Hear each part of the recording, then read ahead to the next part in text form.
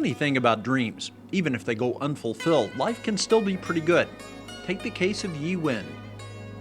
I'm getting to the age where I think my dream of becoming the first Vietnamese NBA basketball player is sort of fading away, so I might have to give up on that. But I'm going to continue painting for as long as I can, or as long as it still intrigues me and excites me. All kidding aside, the artist who owns the Larkin Key Gallery in Charlotte and shows and sells his work there had no reason to believe early on that he would be a successful artist. The reaction's been more than I even anticipated.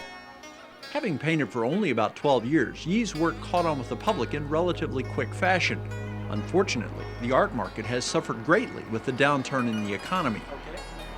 I'd say 5 years or so, almost everything I was putting out, people just really seemed to appreciate and wanted to take it home. I grew up very poor, so if the economy doesn't come back and I'm poor again, it reminds me of my childhood. At the present, though, Duy is far removed from that childhood. His name is Vietnamese, spelled D-U-Y-Huynh.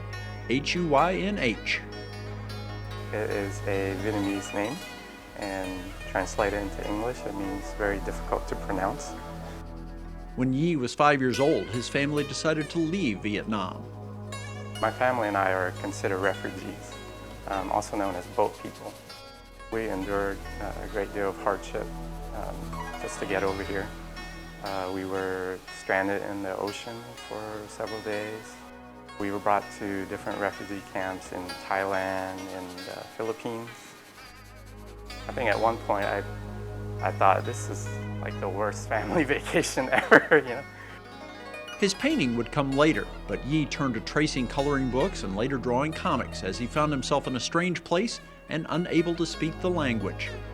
It just helped me to make friends, I think, primarily. It was way back then, too, when Duy found that his talents could be profitable.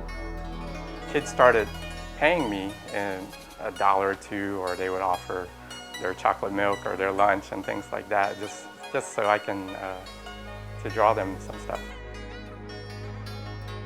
Duy's paintings now command anywhere from $500 to $7,000, a long way from $1 or a carton of milk. His work has evolved too, though. The art can be described as mystical, with plenty of fantasy present on the canvas. A lot of people say dreamlike, and I think there is a dreamy, maybe magical sort of feel to it. I use a lot of symbolism in my work. Some are very personal symbolism, but there's also a lot of universal symbols as well. Much of that symbolism can be traced to Duy's childhood, the flight from Vietnam, and his quest to belong in a new country. Boats come into my painting all the time, and the idea of a journey or a feeling of displacement. If you can't tell by now, Duy's is out for much more than people simply appreciating his paintings from an aesthetic point of view. I still want to make beautiful work, at least in my eyes, but I would hope that they're not just eye candy. I think there's more nutritional value. I want it to be somewhat inviting as well, where it makes you want to look a little closer and just kind of be with the work for a while. I want people to look at the work and ask themselves what they see and what it makes them feel, rather than trying to figure out what I'm feeling when I was trying to paint it, or what I'm trying to say. As for what the paintings say to Duy, that typically changes from the time he first dips his brush into the acrylics and the time when the paint has dried. I usually have an idea. It's usually not a completely thought out idea. I usually allow it to morph into what it wants in the process. For all the talk about symbolism and what he and others take from the images, Duy says the joy for him is not in the finished product. The greatest satisfaction for me is the process of working on it. Once I'm done with it, I feel like it's sort of like finding a home for my children or something.